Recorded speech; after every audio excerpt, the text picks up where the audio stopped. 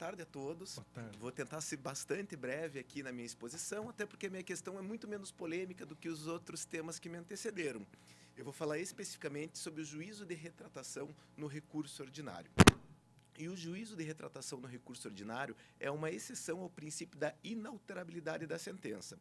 Depois de proferida a sentença por um determinado juiz, só poderá haver a alteração desta sentença se houver embargos de declaração, ou o juiz poderá praticar outros atos, mas todos os atos referentes ao encaminhamento de eventual recurso à instância ad quem. Então, o juízo de retratação é uma possibilidade, uma faculdade do juiz em alterar a sua própria decisão. E ela pode ocorrer ex officio em determinadas situações. E as fatispécies estão todas previstas aí no novo Código de Processo Civil e que eu acredito que são de perfeita aplicação no direito processual ao trabalho. Não obstante, né, a gente não se depare constantemente com essas fatispécies no dia a dia do foro trabalhista. Quais são as hipóteses? Indeferimento liminar da petição inicial, improcedência liminar do pedido e julgamento sem resolução do mérito.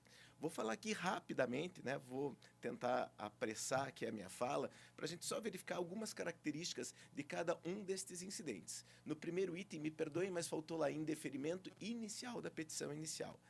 Indeferimento liminar da petição inicial. Leia-se indeferimento liminar da petição inicial. Muito bem.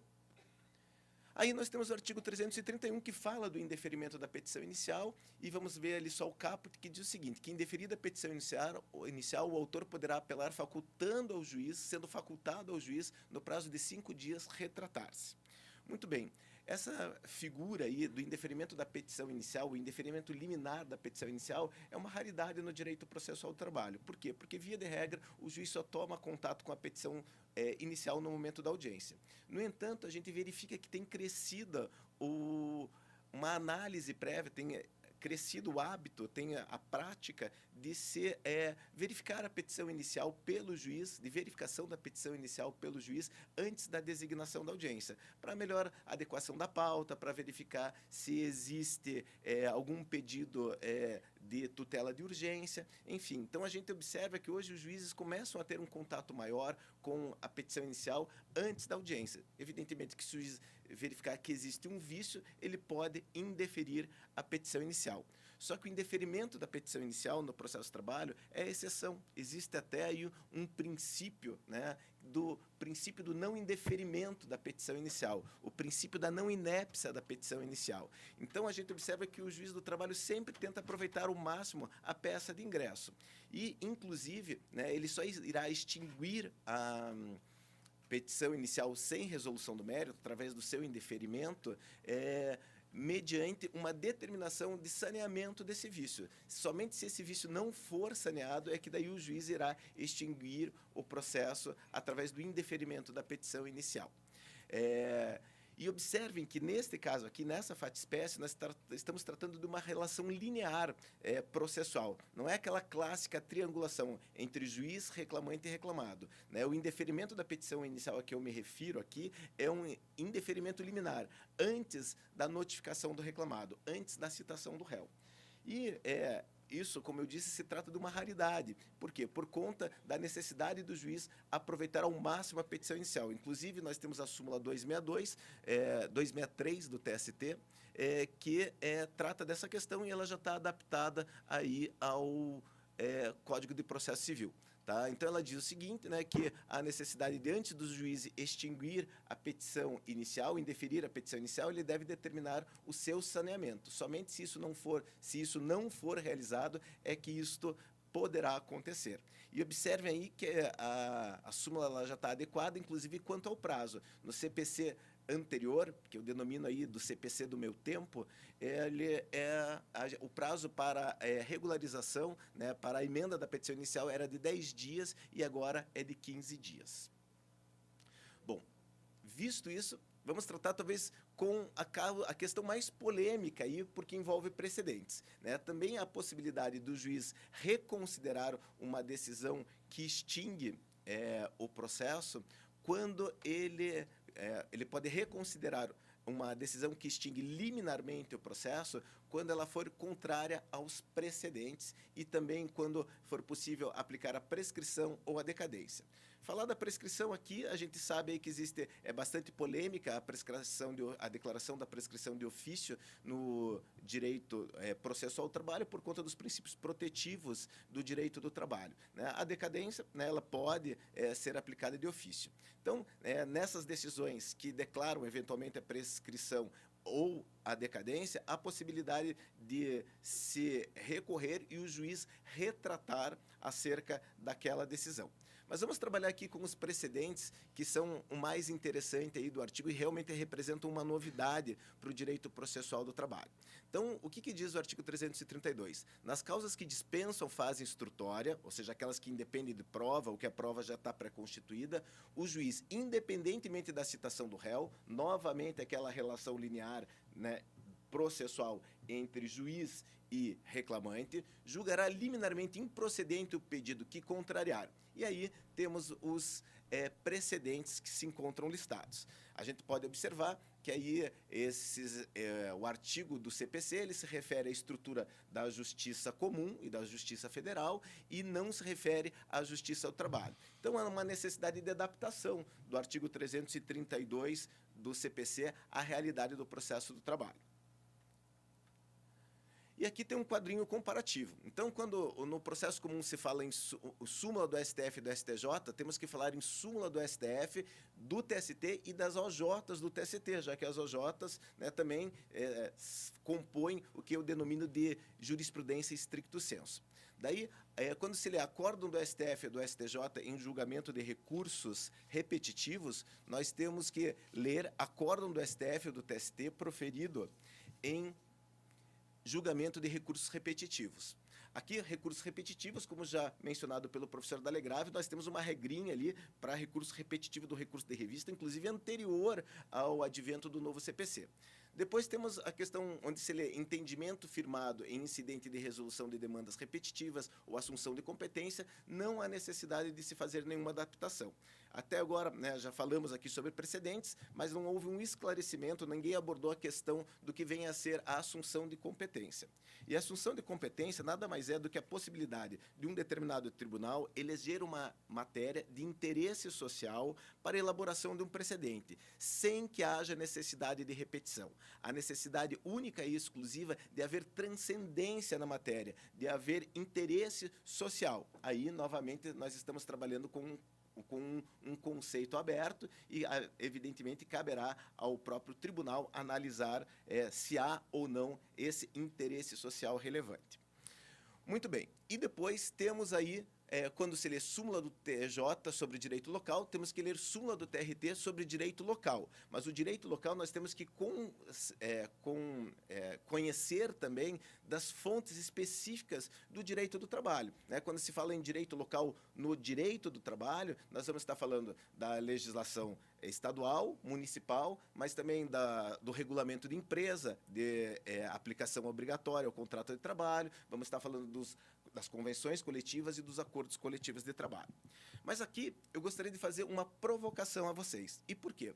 Porque a provocação vem no sentido de se o que nós temos, se o nosso arcabouço de súmulas e orientações jurisprudenciais anteriores ao novo Código de Processo Civil podem ser considerados precedentes. E aí há uma séria discussão sobre esse tema. E por quê? Porque o nosso sistema de produção de jurisprudência stricto sensu adota um critério persuasivo, né? Não existiu a participação da sociedade e muitas vezes não existiu sequer a participação de todos os órgãos do Poder Judiciário.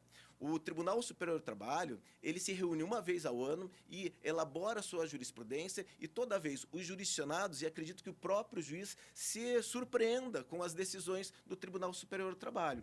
A gente verifica matérias que nunca foram objeto de discussão, que você nunca viu na frente, né? Não obstante eu tenho uma advocacia muito ativa, de repente ela já é uma súmula ou uma orientação jurisprudencial. E aqui eu cito dois exemplos bastante emblemáticos. O primeiro é o artigo 384 da CLT.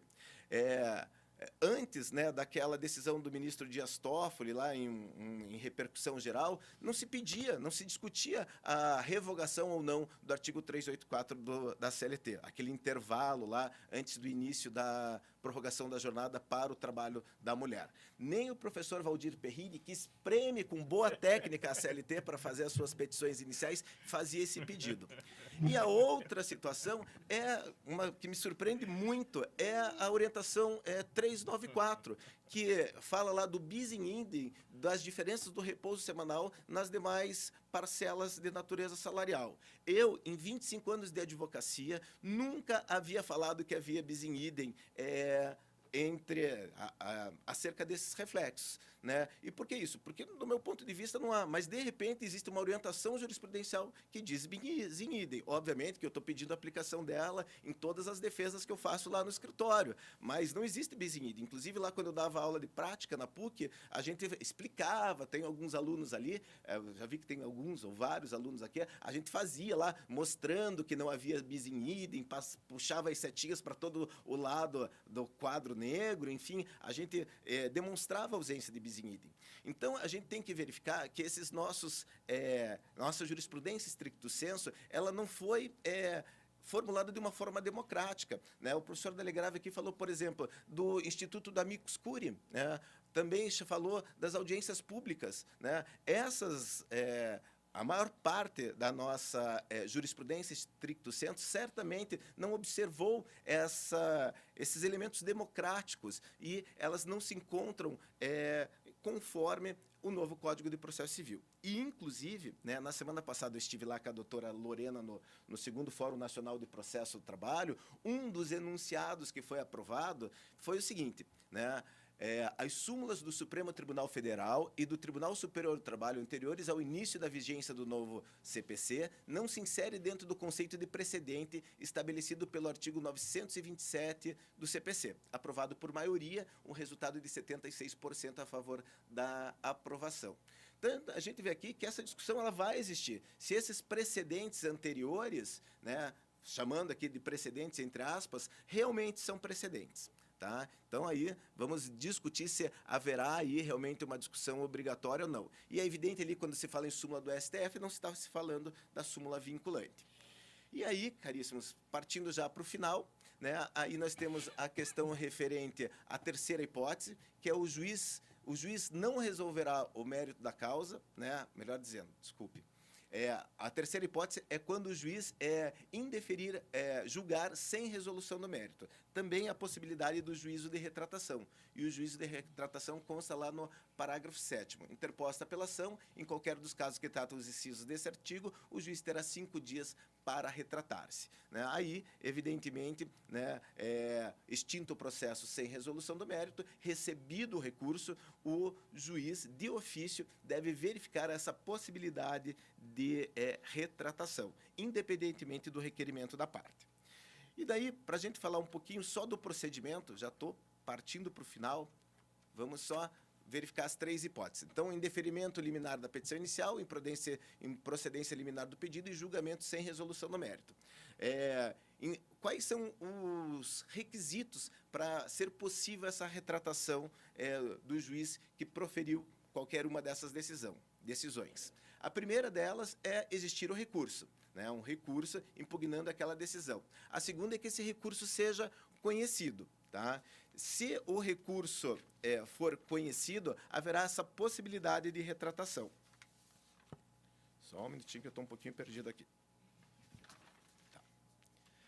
Então, a primeira existência do recurso, o recurso deve ser recebido e o juiz tem um prazo de 5 dias para fazer essa retratação. Esses 5 dias são contados a partir da conclusão do recurso. Evidentemente que se trata de um prazo impróprio e, portanto, não preclusivo. E, se não houver a necessidade de retratação, se o juiz entender que deve manter a decisão, ele, nas 2 primeiras hipóteses, que são de indeferimento liminar, de indeferimento liminar e de improcedência liminar, o juiz citará a parte contrária para apresentar contrarrazões. E o próprio Código de Processo Civil fala em citação e não intimação. Por quê? Porque este é o primeiro momento em que a parte terá ciência da existência desse processo. Então, o juiz caso não reconsidere, determinará a citação da parte para apresentar a resposta, para apresentar contra-razões. Se ele reconsiderar, o processo retornará ao seu status quo e aí o juiz determinará a citação do reclamado para que ele venha a propor a sua defesa, para que ele compareça à audiência e proponha a sua defesa. Se não houver recurso nas duas primeiras hipóteses, o que deve acontecer? O juiz deve intimar a parte acerca da existência dessa decisão, que poderia ter influenciado na sua esfera jurídica e econômica, para que ele tenha ciência de que existiu esse processo e que ele foi liminarmente extinto. E em relação ao julgamento do mérito, né, se o juiz reconsiderar, o processo retornará ao seu status quo também, evidentemente, e ele retornar ao status quo e o seu prosseguimento dependerá do estado em que ele foi encerrado, né? No julgamento sem resolução do mérito, a relação já é triangular, né? Já é entre Estado, juiz, reclamante e reclamado. E, nesse caso, a parte certamente já tem conhecimento do processo e certamente já foi até mesmo intimada do julgamento sem resolução do mérito. Então, caríssimos, é isso. Eu acho que eu corri muito aqui, né? Peço desculpas se eventualmente me atrapalhei, mas gostaria de agradecer, agora ao final, o convite do professor Dalegrave, dizer que eu nunca falei para uma plateia tão seleta assim, e gostaria muito de agradecer aqui a presença de todos vocês. Realmente foi um prazer estar aqui nessa manhã. Muito obrigado.